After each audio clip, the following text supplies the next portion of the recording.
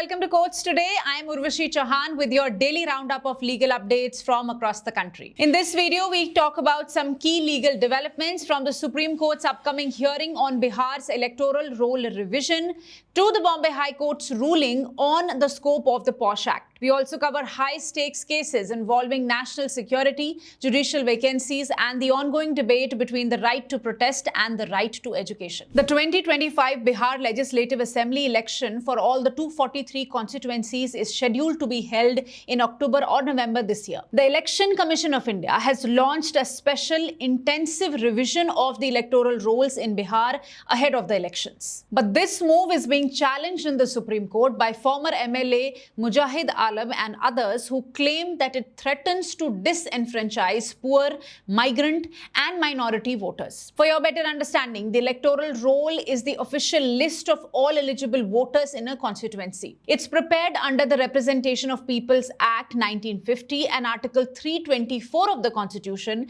gives the Election Commission full control over this process. To be listed, a person must be an Indian citizen, at least 18 years old and an ordinary resident in that area. Now, under Section 21 of the RP Act, the Election Commission can carry out a special revision of the voter rolls anytime if it believes the list may be outdated or inaccurate. This allows the Commission to add new voters, remove ineligible or duplicate entries, and correct mistakes in names, addresses, etc. And that is what it is doing now, saying that due to the 20 years of rapid urbanization and migration, voter rolls may contain duplicate or ineligible names. The last such exercise in Bihar happened in the year 2003. This time, however, the process is different. Instead of house-to-house verification, every voter must now submit an enumeration form to the local booth level officer. If your name was added after the year 2003, you'll also need to submit documents proving your date and place of birth and your parents too. In this regard, so far, 4 pleas have been filed challenging the ECI's decision. These include petitions filed by RJD MP Manoj Jha,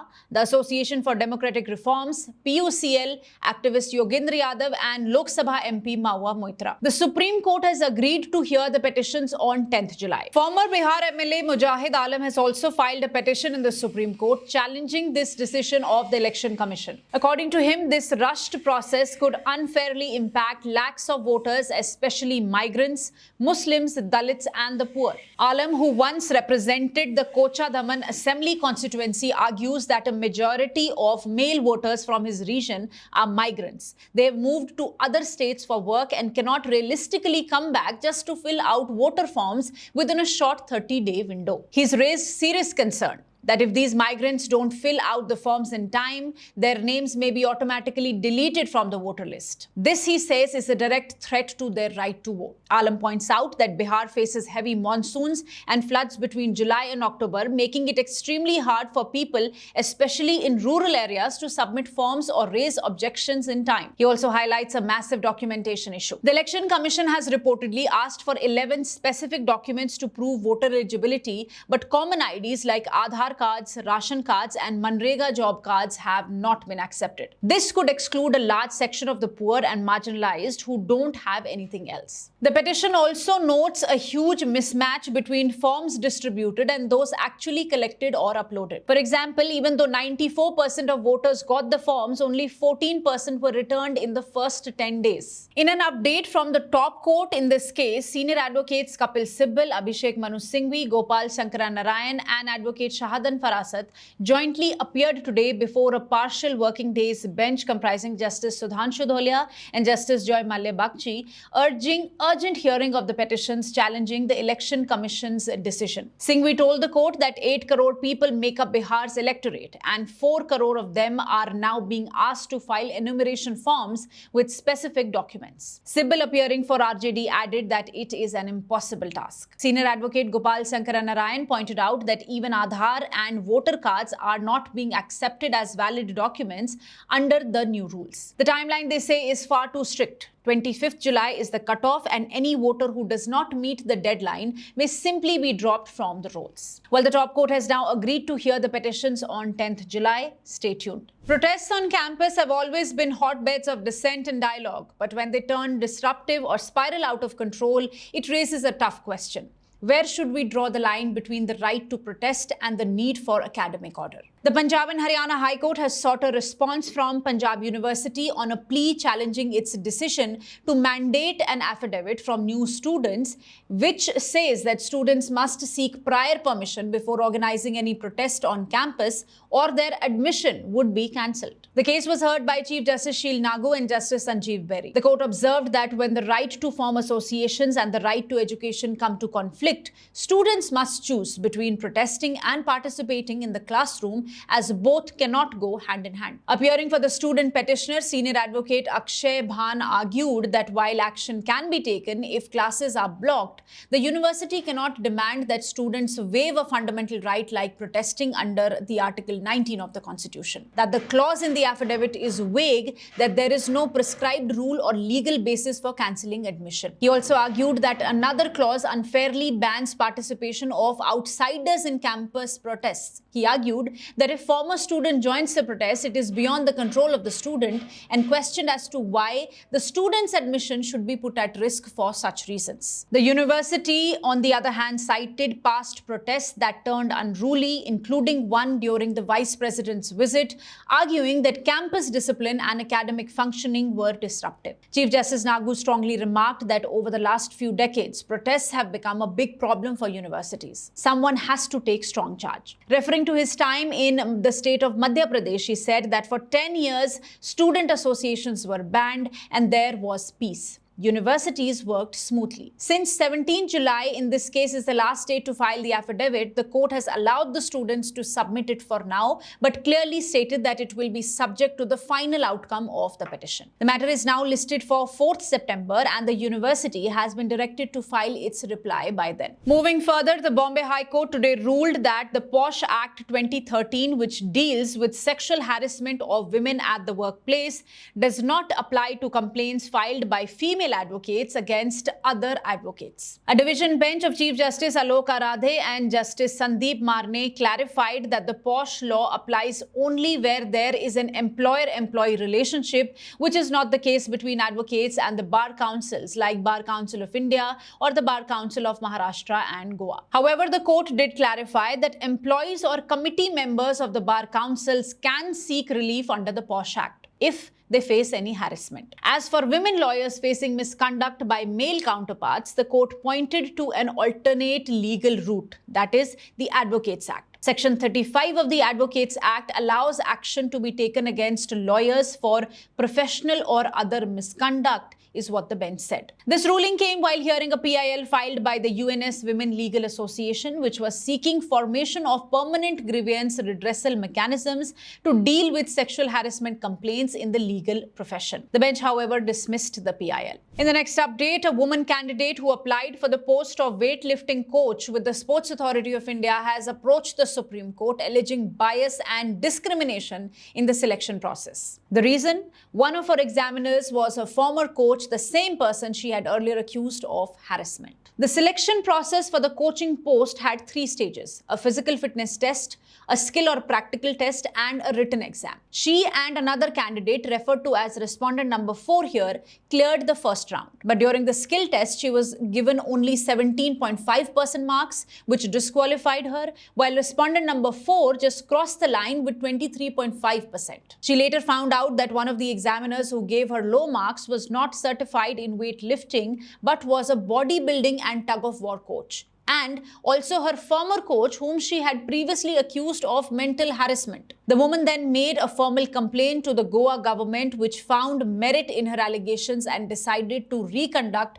the physical and skill tests through independent evaluators. But then respondent number 4 challenged the decision before the Bombay High Court, and the woman was not even made a party to that case. The High Court allowed the challenge and directed that the original selection process continue, including the written test to be held on 26 June. The woman filed a recall application, but it was not listed in time, so she urgently approached the Supreme Court. Today, a bench of Justices Pankaj Mittal and K.V. Vishwanathan heard the plea. The court not only issued notice but also stayed the High Court's order, putting the selection process on hold for now. Her lawyer advocate Salvador Rebello argued that the entire process had been compromised by bias an unfair evaluation, and even pointed out that the tests had been videographed, which could help prove her claims. The Advocates Association Bengaluru has written a letter to the Chief Justice of India B.R. Gavai urging the Supreme Court Collegium to urgently process the pending appointments of judges to the Karnataka High Court. In the letter, the association says that the number of judges has barely increased in years despite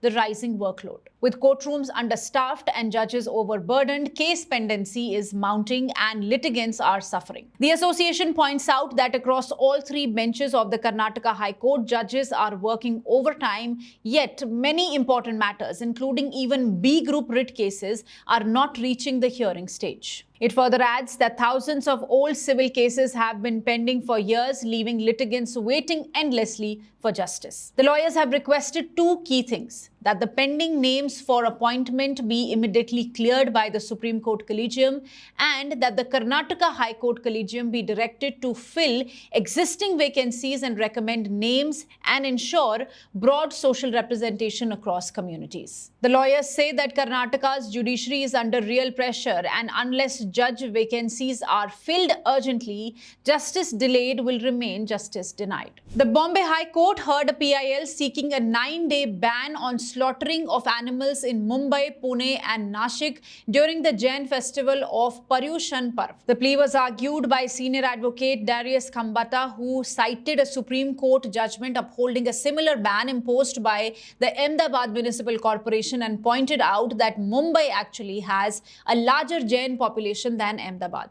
He argued that over 5% of Mumbai's population is Jain compared to 3.6% in Ahmedabad, and that this fact was not considered by the BMC commissioner while rejecting the ban. But a division bench of Chief Justice Alok Aradhe and Justice Sandeep Marne expressed serious reservations. The Chief Justice remarked orally that if slaughterhouses are closed for 9 days of Paryushan Parv in a city like Mumbai, which houses a diversified population, then everyone celebrating other festivals like Ganesh Chaturthi, Durga Puja, Navratri, etc. will come to court and seek similar press. The court asked the petitioners to instead submit a representation to the municipal authorities of Mumbai, Pune and Nashik, and directed the civic bodies to take a fresh decision by 18th August without making any comment on the merits of the plea. The BMC and the state government opposed the petition, pointing out that slaughter activities are already prohibited in Mumbai on 15 different days, including 1 day for Paryushan, and that the Maharashtra government has also declared bans on 7 different days across various festivals,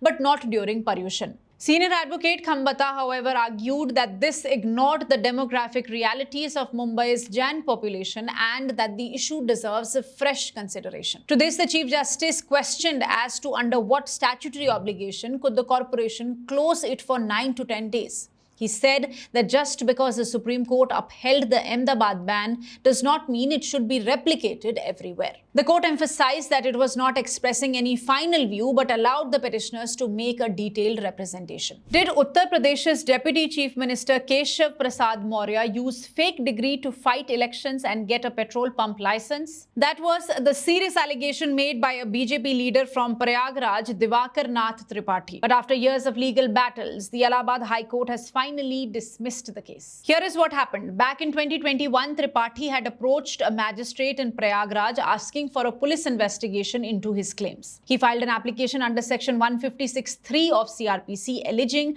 that Maurya had submitted forged educational documents. But the magistrate found no cognizable offence and dismissed the plea. As Tripathi was not satisfied, he challenged the magistrate's decision before the High Court. However, in February last year, the High Court refused to hear the matter because there was a delay of over 300 days in filing the petition. That is when he turned to the Supreme Court. In January this year, the top court stepped in, condoned the delay, and asked the High Court to hear the case on its merits. Therefore, the matter was admitted once again in April this year, and arguments were heard, and the verdict was reserved in May. Finally, today, the Allahabad High Court delivered its verdict, dismissing the petition once again, saying that there was no case for a criminal investigation against Keshav Prasad Maurya. In a case linked to national security, the Gujarat High Court has denied bail to a person named Deepak Salunke, who is accused of sharing sensitive Indian Army information with an alleged ISI agent operating from Pakistan. The agent had created a fake Facebook profile using the name Poonam Sharma